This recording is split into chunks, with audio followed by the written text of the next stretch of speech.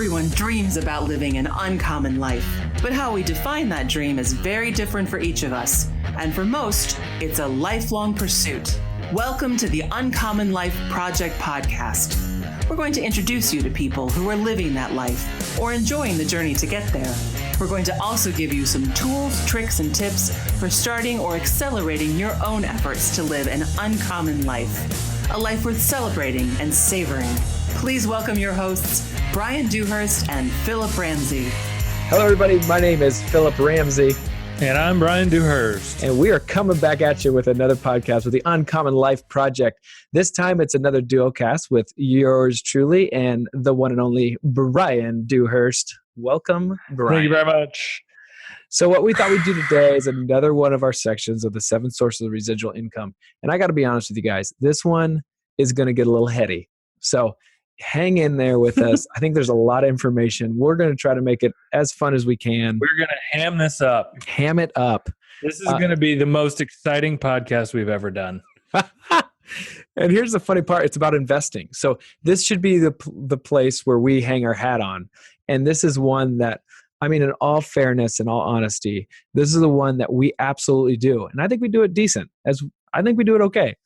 But this is the one that we're not the most excited about, because it doesn't seem like it really puts people in control, or it might give them cash flow for the monthly, but they're not learning anything while doing it.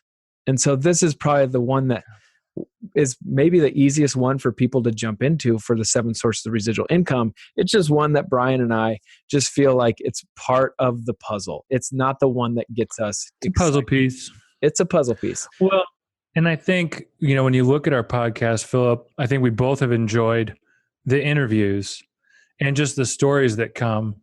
And we haven't had one person, have we had one Nope. person that's like, oh, I made $1 million in the stock market. That's a good point. And not to say you can't, because obviously the people in Wall Street do, but I think when you look at the Main Street, like, this is the long-term play, right? Like, you're putting money in for the long term. It's growing, And I think, too, when you look at the stock market in terms of telling a story, I was always attracted. I grew up in a brokerage firm, working, not working, but I grew up in one just because my mom was in it. And then I did end up working for her through college. But the thing that I've always been drawn to by the stock market is the stories, right? Is the story of a business entrepreneur. He takes his company public. He has a big vision, and the stock goes nuts, right? Like, I think we can all relate to that. Totally. And so I think with some of it, though, and some of the things we'll get into today, those stories get lost in the minutia of all this information. And I think ultimately that's what's drawn people to the stock market, is the American dream and hitting it big. And, let's dive into that a little bit, because it always hasn't been this popular. There used to be, back in the day, they had pension plans and things like that actually would help people in their cash flow after they retired. And then when was that transition to the pensions weren't there as much, and the employees decided they were going to roll out a 401k plan and get it, do a employee match and all this stuff. And so we're going to kind of talk through that. I got an employee match. Yeah. So we're going to talk through that stuff. We're going to get into the weeds a little bit. Hopefully, let's keep riffing on that real quick, because I think it's important. Yeah. And come on. I think so I don't know if everybody's seen this movie. If you haven't, it's actually pretty good. But the infamous Gordon Gekko, Wall Street, with Charlie Sheen, before he went crazy. No offense, Charlie, but you're getting a little weird, bro. I mean, he might be listening now. He might be, Bryan. He might be. But anyways, so yeah, like you said, most companies had a pension plan, or a defined benefit plan, as they were called, and it required the companies to carry a tremendous amount of cash and investments on their balance sheet. And then the reserves that were required for the company to maintain to protect those plans was very expensive to them on their balance sheet. And it would take a lot of profits. And so in the 70s, as Wall Street grew, some people, and that's the Gordon Gekko plays, is basically a corporate raider. And what he would do is, and what they figured out was, hey, we can go in and buy this company with this huge pension plan and all these assets, And then we're going to strip out that pension plan and basically stop it and cash people out of it and take it off the balance sheet as a future liability. And then the company is instantly more profitable. Mm-hmm. And so they started doing that in a rapid pace and firing people and letting people go and stripping out all these benefits. And then there was a huge backlash to this. Like, hey, I'm banking on that thing. That's part of my compensation as an employee. Absolutely. And so then Wall Street and the government got together and created the ERISA Act, which was really the replacement of the pension plan. And so now we have the defined contribution plan, which puts more of the impetus on the employee instead of the employer. And it's very, it's non-impactful really to the balance sheet of these companies. So that's really what started this whole retirement plan business. And then, financial institutions, and I'll make this last point here and we can go somewhere else. But good, man. Institutions, banks, insurance companies, they want your money as long as possible. They want as much of it as they can get. They want it systematically, and they want to hold it for a long period of time, and they want to give you back as little as possible. Hence the retirement plan creation. So it makes perfect sense how Wall Street wins, in terms of traditional financial planning and putting your money in the market. But I don't know that it's been the smooth ride that it's been perceived as in Main Street America. That's a great point. We talk about, I'm sure we've mentioned this in podcasts before, but we've talked about how we as advisors see younger individuals starting to be more entrepreneurial. When we started, or like right now, we're seeing a lot of retirees and they kind of bought into that model, the 401k model. Oh, we're getting an employer match.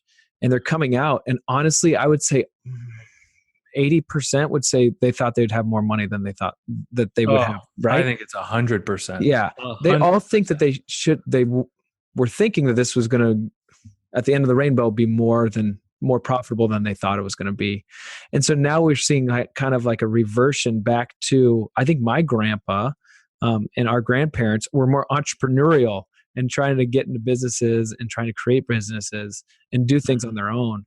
And I would say maybe it might have worked for some people, maybe not 100%, but it seems to me like the people who are retiring now thought they would be in a different place currently.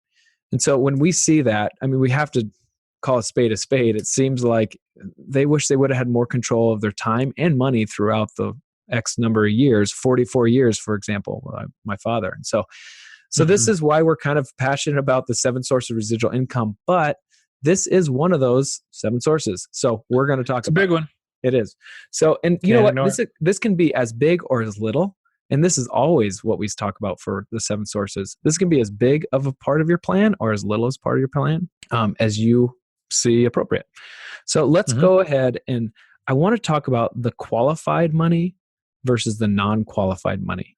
And this is where it's going to get a little bit heady, as we will say. So we'll try to keep it exciting. We'll try not to lose you. Okay. I think to think of it very simply is like there's only 2 types of money. If you think about a coin, there's only two sides of a coin. There's actually a third with the ring, but let's just say there's only 2. So there's non-qualified versus qualified. Non-qualified is your now money. It's kind of how we talk about it. Or your bank money, your checking account money, your paycheck money. You go and buy a real estate investment, it's probably that type of money. Then your qualified money is the retirement plan money. It's the I got to put money away to get out of some taxes, or my employer has a 401k and I need to do it to get the match. It's that money. So Roth, IRA, 403b, 457, all those different types of plans is your qualified money. And we think, and why we're focused on the 7 sources of residual income is because we think there's a lot more wealth opportunity with your now money or your non-qualified money, because there's so many different things you can do with it. And I think people forget, if you get a rental property, you got somebody you've never met before paying you money every month.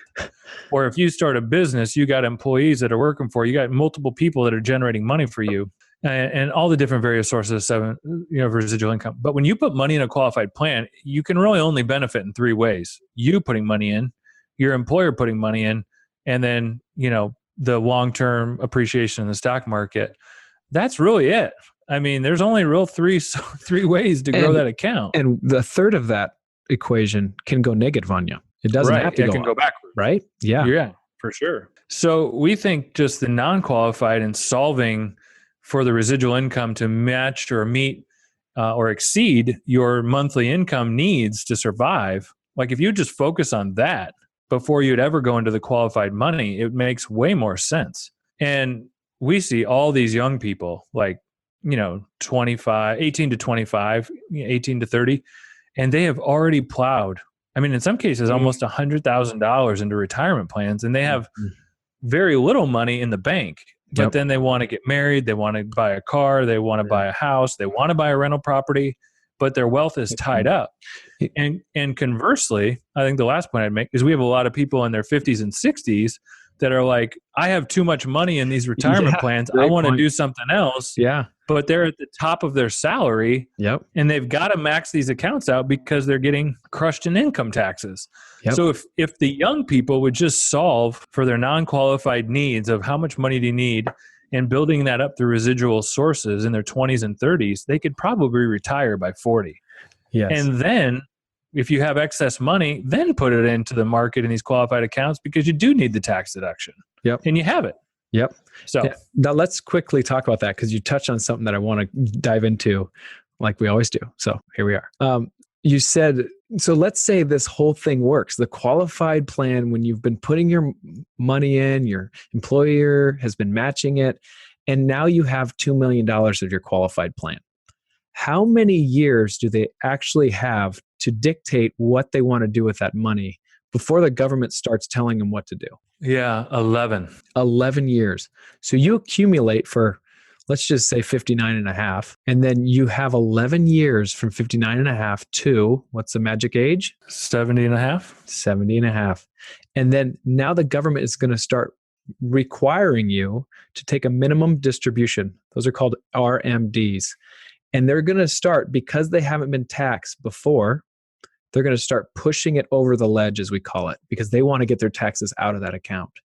And so what you found is there's some of our clients who are like, what do we do now? Like, we don't want all this money and all this income, but we have to take it or else we're going to get taxed at 50% over whatever you don't take. So, I mean, it's one of those things you only make it once. You only make that thing wrong.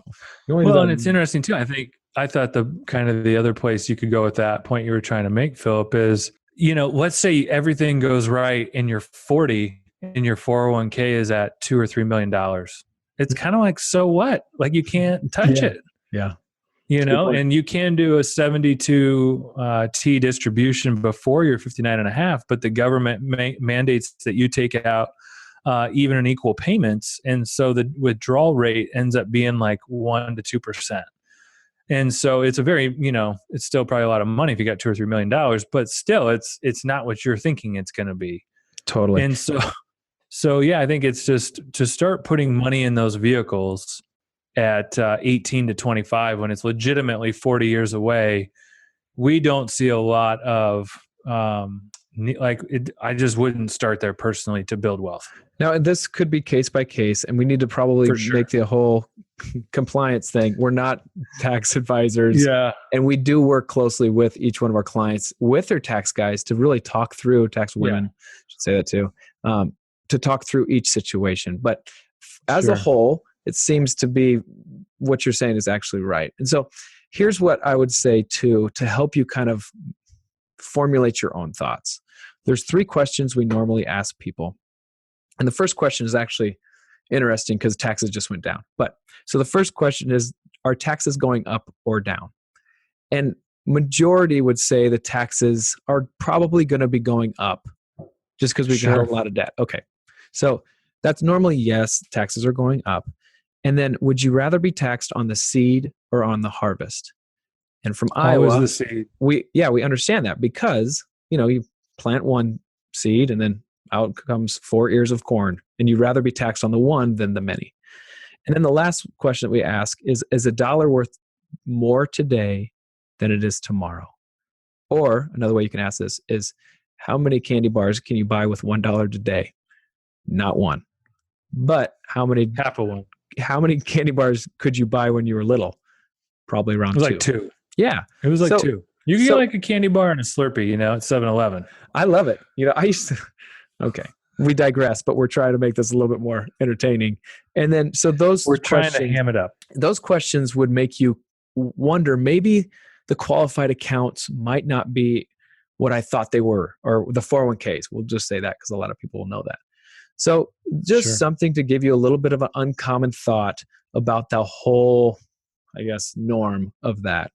I think the last story or analogy it hits close to home for me. And if you walk into a bank and you ask them, give me a loan of $500,000. And the banker says, yep, we'll give you that loan, sign here. You should immediately say, well, what's the interest rate? And what if he looks at you and says, hey, don't worry about it. We'll tell you in 20 years. Okay. Would you take the loan? Like, you wouldn't put your name on that thing. There's no way. Not at all. It'd be crazy. Yeah. But what do we do with these 401ks when we don't know what the tax treatment's going to be on the way out? And what we really don't know want what to the growth rate's going to be. Yes. And so that's the things that, like, you would never write your name on that line, yet we're putting this stuff in every day or every month. So it's just something to pause and consider, I would say. I think too, we'd caveat this with, and I think we talk about this, especially with, our guest interviews, Phillip, and we're saying this in the context because a lot of our clients and a lot of our listeners, there's something on their heart that they want to pursue. There's a passion, there's a burning desire, there's a voice, whatever you want to call it, something is happening internally that you can't shut it off anymore. And you want to make a change, and you want to pave a different path. And we've seen it time and time again. People go to make that path, and a large portion of their wealth is tied up in these accounts, and they don't know how to make it happen because their largest asset is illiquid in these retirement plans. And the penalties to touch that money and those different things, it's just very difficult. And so what we're saying is, if you're in that spot of discontentment, or like, hey, there's something I really want to do, I wouldn't start throwing money into the stock market to fund that dream or vision. Preach it. We met one client that they really wanted to adopt. And so we're like, that's amazing. Like, how much money do you have? And they're like, well, we have $200,000 in our 401k. Okay. Yeah. Great. But doesn't help you. Yeah. And you can take a loan from that, but man, that's a scary thing. Yeah. And then we're you like, don't want to well, borrow money to adopt. Yeah. Right. And then the next question was, well, how much do you have in your bank? And then they kind of depleted, said, well, $2,000. Like, okay. Like, there's a huge disconnect here. You have $200,000, you would be considered wealthy, yet you can't do even what God placed on your heart today. So that's just a thought. So, okay, we beat it up. That's kind of where we're at. We beat it up. Let's go the other way. Okay, I want to go in. I'm totally cherry picking our topic. So hang on. I want to talk about the 4 layers of fees on these things, because that is huge when you're talking about investing. Sure. Yeah. So that's the 4 layers of fees are real. You've seen some of this in the media, but we want to break it down for you. So the first layer, I would say, is like account maintenance fees, or like record keeping fees, because the federal government has so many restrictions on our industry and so many requirements to send out notifications, statements, all those different things, tax filings, especially on IRAs. A lot of the brokerage firms and different things will charge like a $50 annual fee to have an IRA. So I would lump those in as like a record keeping fee or maintenance fee, if you will. So that's the first layer. The second layer of fees are trading fees. And so if you have your money with a third-party money manager, there is expenses in trading. So if they're running a strategy and they're getting you in and out of stuff, that's going to require trading expense. And so you need to know whether you're paying that or the third-party money manager is paying that. So that's the second layer. Then you have the asset management fee, or the management expense of that money. And so that's the expense that's dictated for the person that's managing the account. And the FINRA is getting way more vocal on this and trying to separate this in our industry right now. So I think you're going to see this get a lot clearer. But I think it's been ambiguous of like, how do we make money on this stuff, right? And how much am I really paying? And so for us, we use a third-party money manager, and they actually are managing the accounts on a daily basis, and they get paid. And we can't, if we use them, we've got to pay them, right? They're not going to work for free. And so that management fee to manage those accounts is their fee. So that's the third layer. And then the fourth layer is, Philip, is you and I. Yes, it is. Be honest. Ta-da! So there's a cost to doing business. As advisors, and this is part of the reason we've shifted, and we're trying to shift more towards a subscription model to reduce our fees in this bucket, because I mean, it's 4 layers of fees is real. Yep. And I think people want to know, what am I getting for this? And so that's a big part of why we're doing a subscription model now. But so yeah, it's the advisor. You're paying for the advisor to work with them, and they are potentially charging you a fee as well. So those are the 4 basic layers of fees. And if you're not using a third-party money manager, and let's say your money's at a mutual fund, you're paying the mutual fund manager as opposed to the third-party money manager. So you're paying it really no matter where your money's at. And then, or if you're doing it yourself, you're pulling out that cost, or if you're doing it with a robo-advisor, and you're trying to go it on your own, then obviously you're reducing that cost, but you're still going to have the investment expense of what you're holding. So if you own an ETF, there's a fee or an expense ratio, if you will. That's actually probably the 5th layer of fees. Yeah. And so, the ETF company is charging a fee on the pot of money. The mutual fund company is charging a fee in there. And so, it's just going to be super expensive, and you're not going to get out of those fees even if you go with a robo-advisor. Yeah, the frustrating part for me is that there are always normally fees that's attached to some of these accounts. I mean, I would say there always is fees attached to these accounts. It's when they're not displayed clearly that I get frustrated with, because if they're not displayed clearly, it doesn't mean that you're not getting charged. It's you're not seeing it, right? And so that's what I think FINRA is trying to do and trying to regulate more, which I think is right. We're seeing that in the 401k space too. We're trying to make it clear as to like, how much are we really paying here? So I think you're going to continue to see more clarity on that as the internet forces that, and as the government forces that. And it's a good thing. So we will see fee compression, but the data suggests on average in around America, the average person in a brokerage account with an advisor and mutual funds or whatever, you're paying about 2 to 3% annually in fees on your money. Yeah. And when you think about that 2 or 3%, and let's say your account went up, let's say it's 2% fees, and your account went up 4%. That's really a 33% of your gain that you just gave back because of fees. Because you would have had 6%. Yes, exactly. Yeah. And so I think that's hard to kind of wrap your head around, but fees are real. You need to be aware of them, and you need to be with advisors. I think that you need to have some clarity on what those are. It's not like you're not going to get charged. Like I'm telling you, there is a fee associated to this business for Bryan and I. And for that, we should get compensated for it. But we're definitely very clear of what that is for our clients. And so that's good. Okay. So man, there's so many angles and areas we could go. Let's talk about, you talked about ETFs and mutual funds and individual stocks. Let's go there just for the listeners. Quickly. Yeah. I like this one. So when I grew up in my mom's brokerage firm, I started looking at stocks. I remember she gave me this booklet. This is back in 1987, the year of not the flash crash, but it was a Black Monday in 87.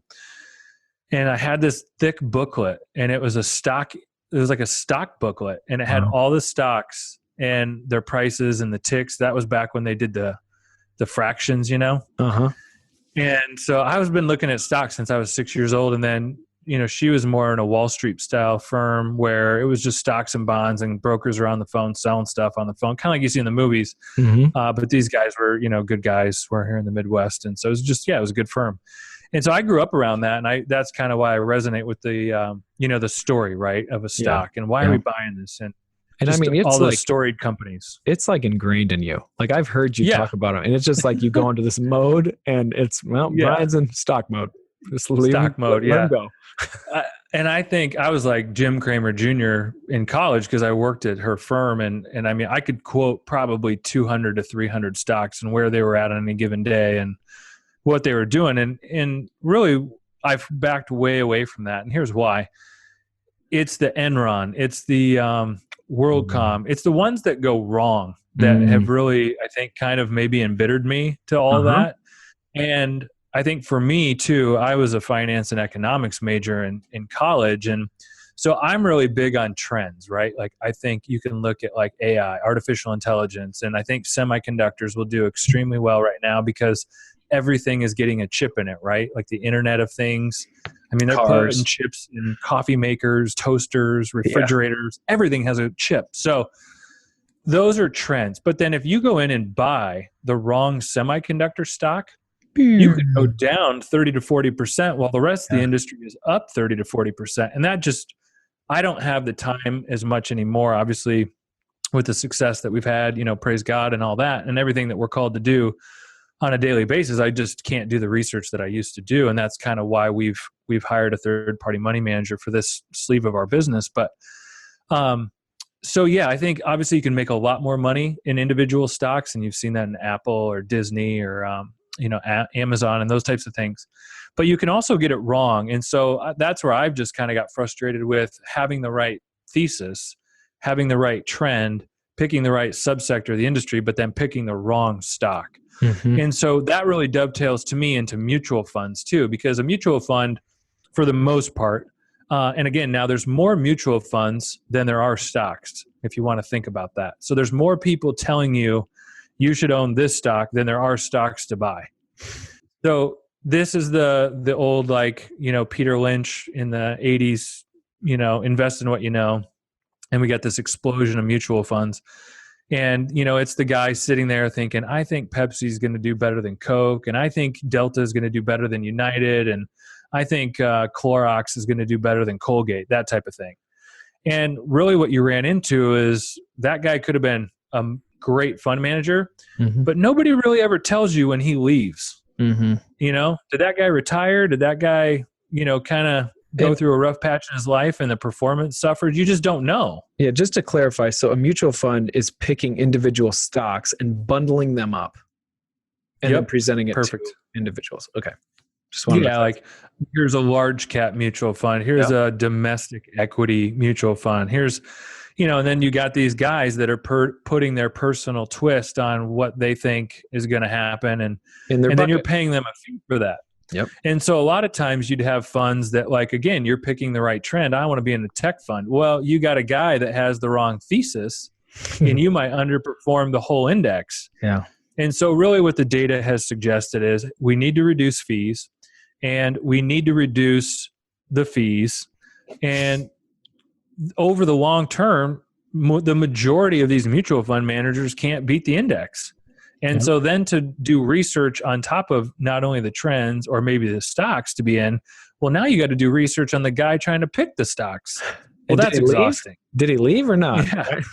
And as advisors, it was exhausting. Like, well, what's going on now? You know? And so it was just a whole nother layer of research that you needed to do that would really, as we found out in the data, it's just not necessary. And so in that, analysis of the data, we have ETFs, exchange traded funds.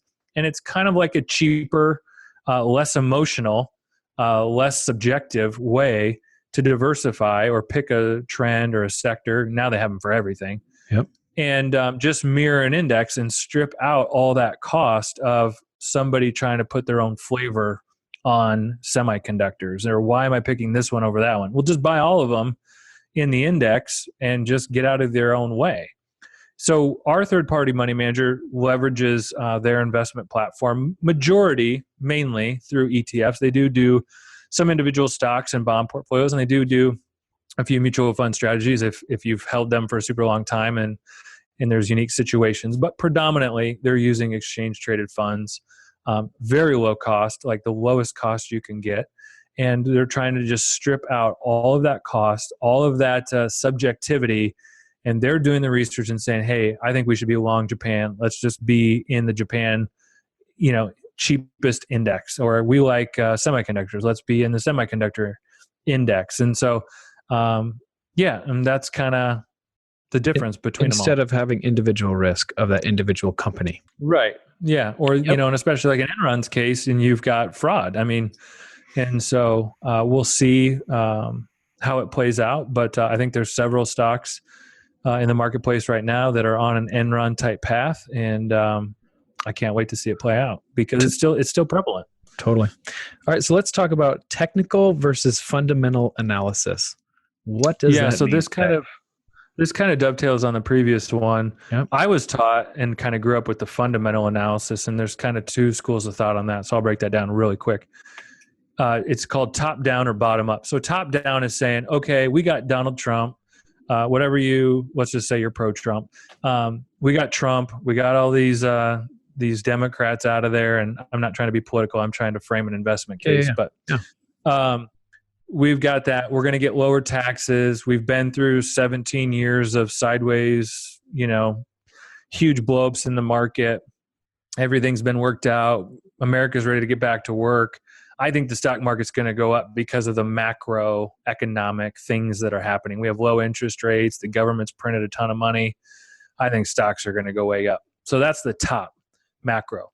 Then you go down from there. And that's where I'm saying, okay, I'm looking at trends. I think semiconductors are going to be huge because they're putting a chip in everything. So then that's kind of the middle layer, right? The industry or the subsector of the overall economy. Then I'm going to say, okay, I think NVIDIA is going to just go nuts because they're in gaming. They make chips for gaming units. They make the chips for artificial intelligence. They make the chips for driverless automation in cars. And they make the chips for cryptocurrency miners. They're clicking on all cylinders. I really like their CEO. Boom, I'm going to buy that stock. That's top down. Bottom up is the exact opposite. I like NVIDIA. I like their CEO. He's a stud.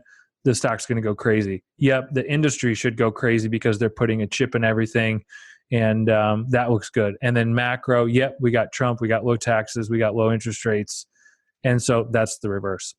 So that's fundamental analysis at a very high level. And then you're getting into like PE ratio, how much cash do they generate? Kind of the Warren Buffett, right? Like, I think this is a good company. They have good management. They have really good numbers.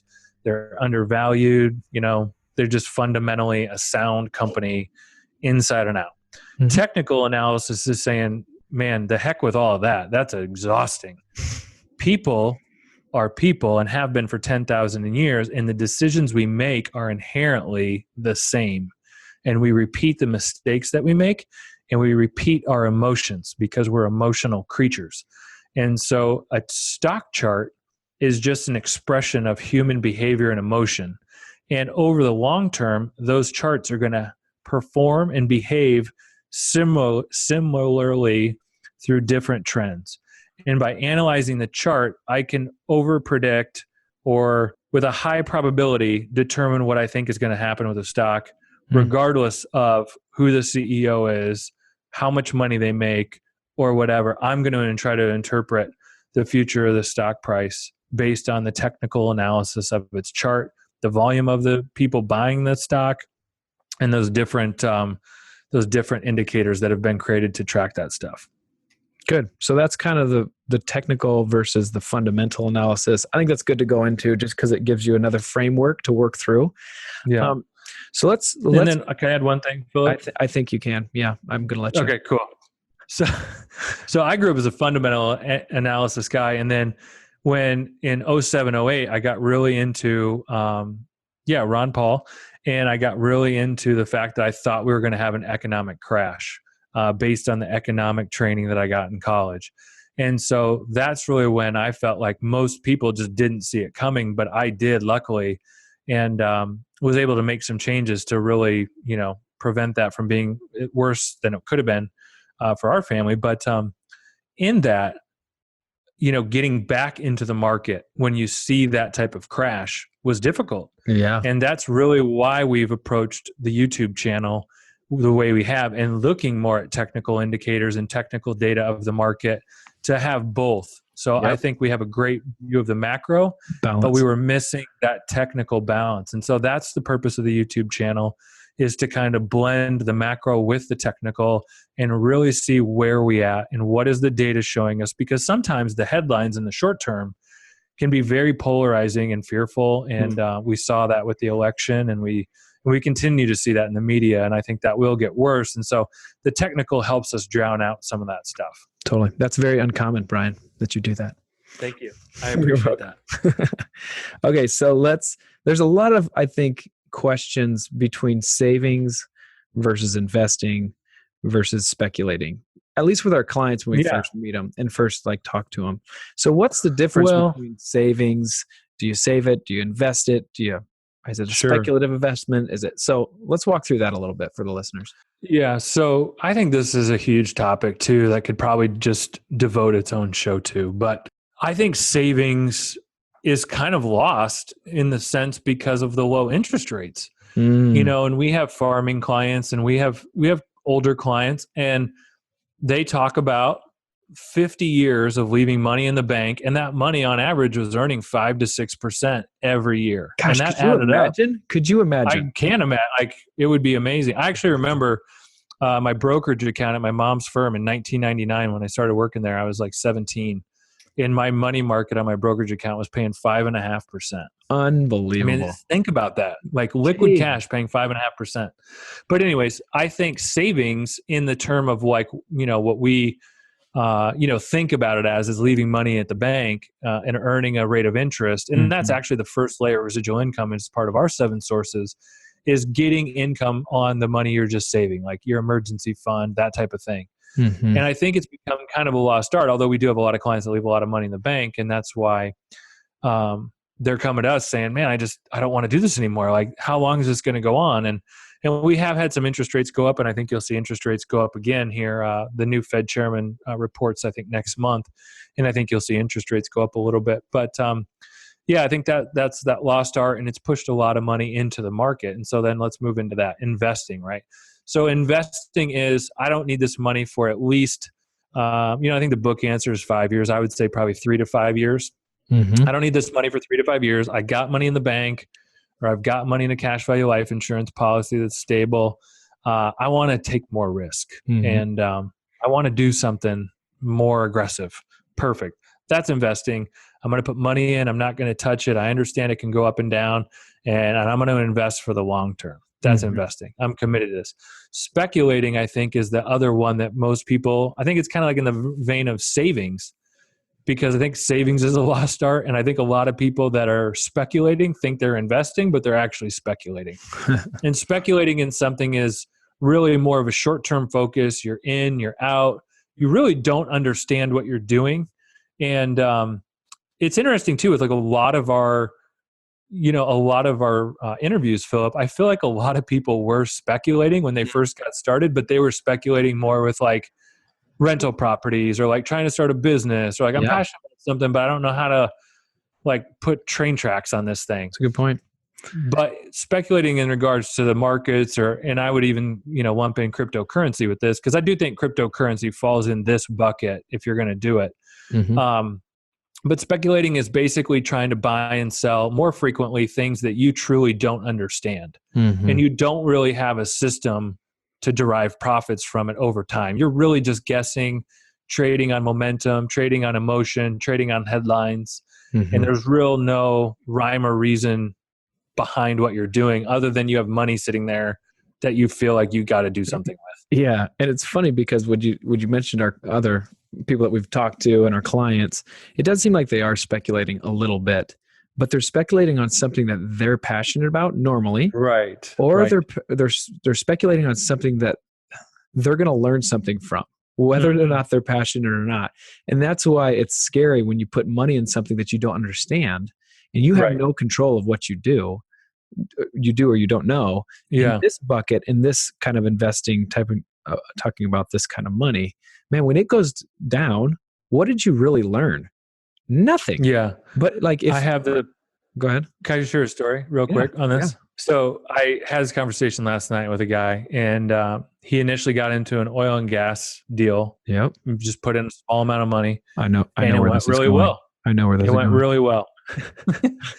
And he's like, man, this is cool. I got a tax deduction, huge up front. I'm getting paid. They're sending me a check every month. Oil's going up. I'm going to put in more money. The ultimate And that hustle. investment goes well. And he's like, man, I got a tax deduction. Oil's going up. It's at an all-time high. I'm getting paid every month. Run. I'm going to put a ton of money in. Run. Ton of money in. Boom. Did get the tax deduction. That was the only benefit. Oil plummets. No cash flow. The money's gone. The company went out of business. And so in that's speculating. He didn't really know anything about oil and gas. And I'm not putting that on that person because we've all done it. I've done it for sure. We've all been in that. And I think that lends credibility to the technical analysis, by the way. But isn't that the story we all have on some level when it comes to investing? Like, oh, that felt good. Oh, that felt good. I'm going to put in a little more. Yeah. Oh, that felt great. And then where did it all go? Whammy. Yeah. So, so that's funny speculating. how you walk through that savings versus investing versus speculating, because it does seem like it goes in that order to me. Like that's normal. That's a normal order. And it's you're saving. And especially nowadays, you just don't feel like you're getting any interest rate at all. So then you're like, well, I better invest. And then you're like, okay. And then you're like, let's go for it. Let's do it. Yes. Oh, man. Okay. So like nothing can go wrong. Yeah. What are we doing here? So you mentioned a little bit about crypto and about speculating. Is there anything else? You love crypto. I just want to give you a little platform. If you want to talk about it, you can go ahead, buddy. I do love crypto. It's probably like if Wall Street and Vegas had a baby. That's what cryptocurrency is. That's a great to me. analogy. I think that's like the perfect analogy. Gosh, great. I do think it's the future in terms of technology, the blockchain. I think you're going to just see massive amounts of innovation. Sure. I think when you actually think about the blockchain and cryptocurrency in relation to money, again, the government's trying to paint it as investment. We're talking about it as investment here because that's kind of the way everybody's viewing it. But as money, it's actually a more accountable and a more, I think, long-term sustainable solution for money versus our current central banking system. That's why I'm excited about it, because I think the current system gives an unfair advantage to the people that get the money first, aka the banks, and aka Wall Street, and aka the politicians who are paid by the bankers. And I'm a little bitter and jaded in that, but I do think cryptocurrency is the future. I think blockchain is going to blow people's minds, what we're going to be able to do in 20 years. Just like now everybody couldn't imagine their life without their cell phone, and we're addicted to it, truthfully.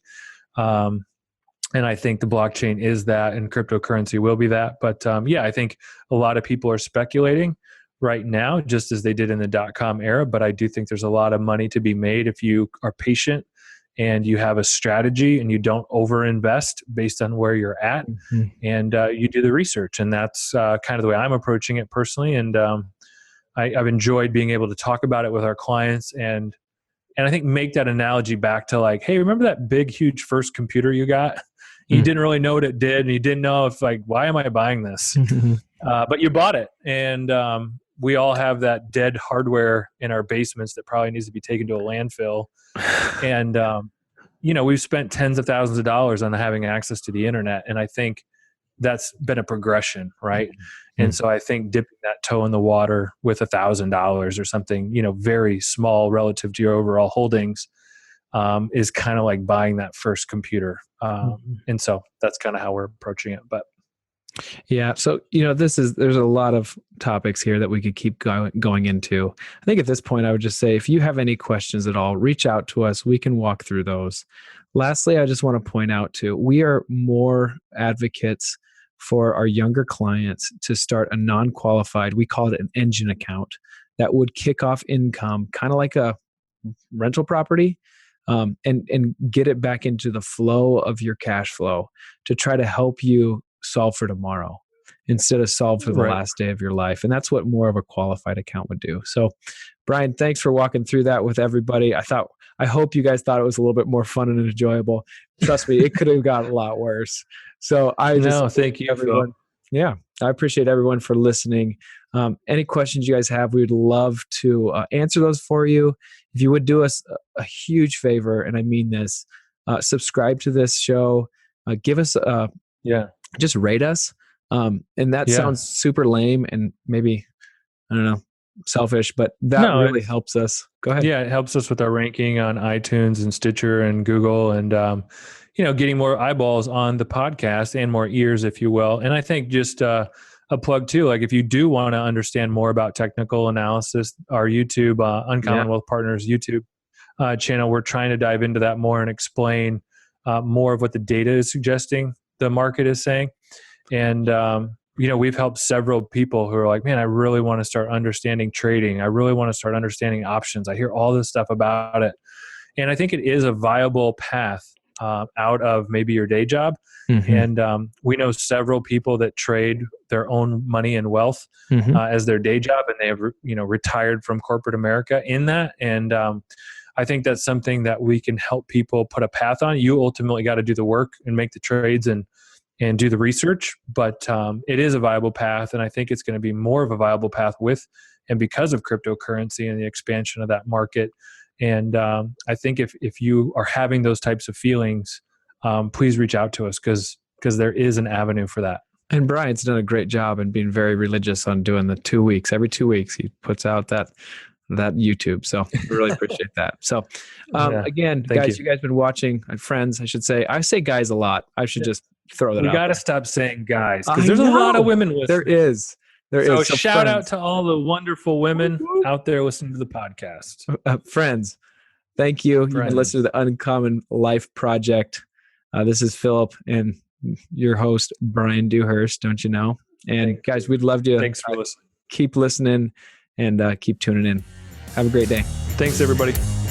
That's all for this episode of the Uncommon Life Project, brought to you by Uncommon Wealth Partners. Be sure to visit uncommonwealth.com to learn more about our services. Don't miss an episode as we introduce you to inspiring people who are actively pursuing an uncommon life.